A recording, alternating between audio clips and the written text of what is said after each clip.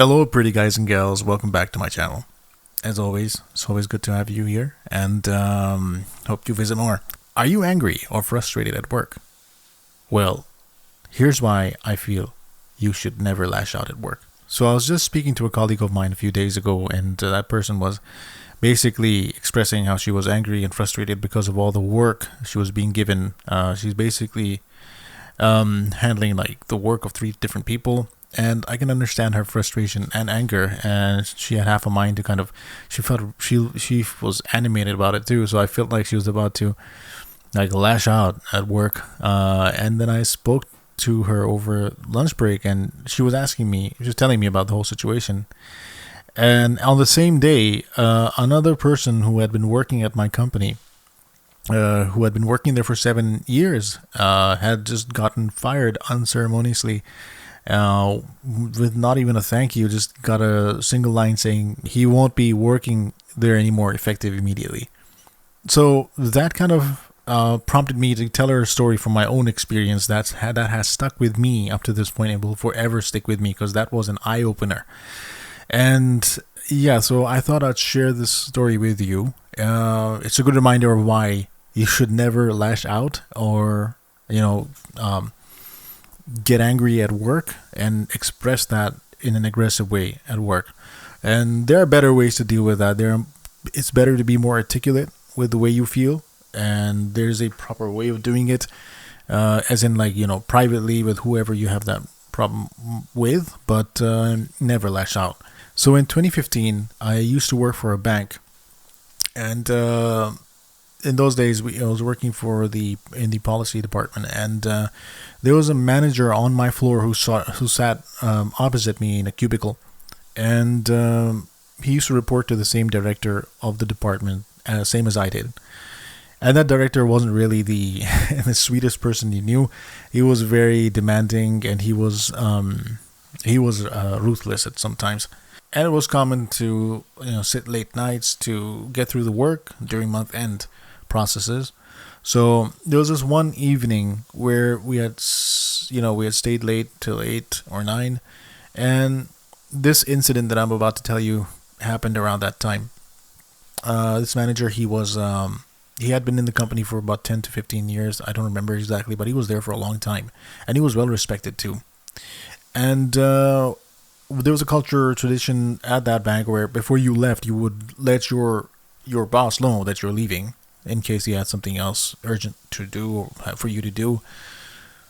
And so this manager, he was done with his work. It was about 7 p.m. He walked over to the director, and he kind of told him, and I wasn't eavesdropping, but I couldn't help but hear all the conversations that the director had, because he also wasn't too far away from me, just in a different angle from this manager. So his office was close by. I could tell what's going on. So he spoke to the director. He told him, "Is there anything else?" And the director said, "No, you're good to go." And he left around 7:30 p.m. So keep in mind that this manager, he has heart problems. He has blood pressure, hypertension, the whole package. So, and the drive back home for this gentleman was about an hour and a half that evening. So because traffic was insane. So he packed up his things, he was leaving, and I think about 45 minutes into his drive, I hear the director pick up the phone and start yelling on the phone at him, saying that, "Hey, you missed this, why didn't we do this? And, I forgot to tell you, you need to come back in and do this immediately, it's super urgent, and the bank will be hit with fines," or whatever. And naturally, the guy on the other side, or the manager, he was like, "Oh, you're telling me this now? Like I'm in the middle of traffic, just turning around from here would take me another half an hour." And the director says, "I don't care. I need you back here. This is really important. This can't wait." So anyway, there's a bit of back and forth, and then he basically slams the phone. And sure enough, 45 minutes later, the manager shows up at the office, and he stormed into the department. He stormed through everybody, past everybody, and he went straight into the director's office. And there was a huge commotion because he started yelling like he was mad. And you have to understand that anyone in that situation would be mad, right? And because you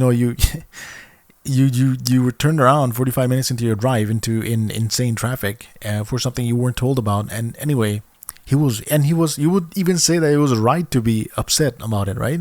Anyone would be. So he got mad. He was yelling at the director. The director was sitting there just looking at him, and he was quiet.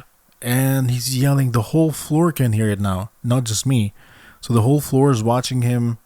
And mind you, I'm the only person who knows the story behind all this, because nobody else can heard what happened, right? All they see is a subordinate yelling at his senior.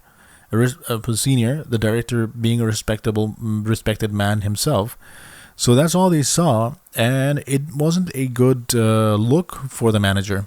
And all while this is happening, the general manager of the department, who's basically the top dog on that floor, was not too far away, and he heard that commotion from his office, and he peeked through and saw what was going on. And so this whole thing happened. The manager let it out at the director. The director didn't say anything. The manager went to his desk. He did the job, whatever needed to be done, and he left. He comes back. So we come back to the office the next morning, and we find out that he was fired. Yeah, he was fired. And the one who fired him was the general manager, who peeked through his office and saw what was going on. And he didn't care about who was right or wrong. He didn't know the story. He didn't want to know the story. All he saw was that somebody was misbehaving with somebody else on the office floor. And he didn't like that at all. And didn't matter if he was right or wrong. He was just straight up fired. And, well, he got fired. That was hit number one. But then what he didn't know about was, because I heard the sentiments of everybody else on the floor, and it wasn't good for the manager, because people perceived him as somebody who basically was ill-mannered, quick to anger, and rude. And it was just sad, because I thought, this guy worked so many years here and diligently up to this point, and it just took a moment for him to lose the job, lose his reputation, and lose everything. And it's not fair. I'm not saying it was rightful, but I'm just saying that it is how it is. This is just how it is, unfortunately. And so this whole story is just a reminder. I saw that incident, and it was engraved into my mind and forever, because that was what matters. And especially no matter where you are, you are representing yourself. So if I was in his shoes, I would have probably either excused myself over the phone and be like, I'm sorry, I can't come in.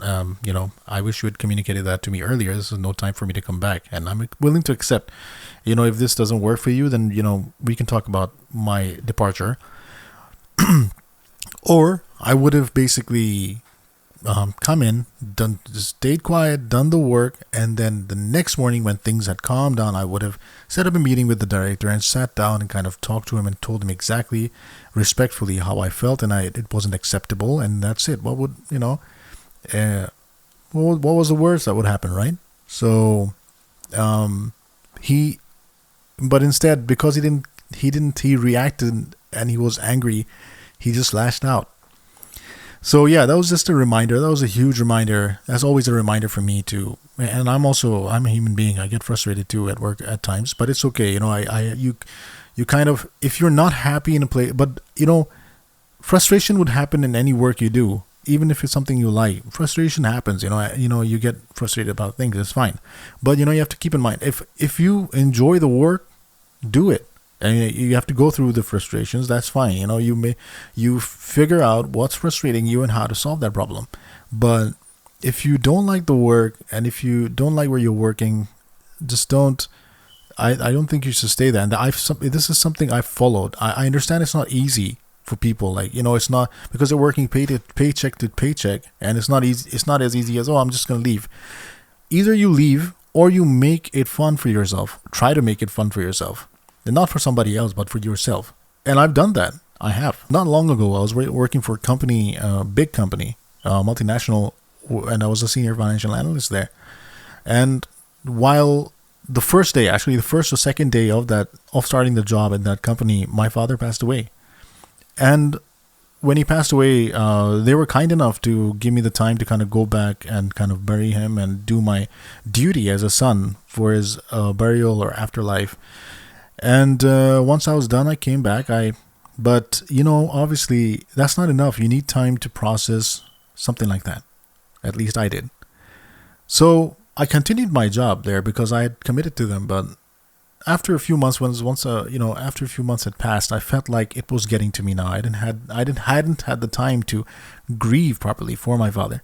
So I caught that early on. I felt the frustration setting in. So once I saw that frustration setting in, I just thought, I think it's best if I just take the time off and kind of process what happened in my family.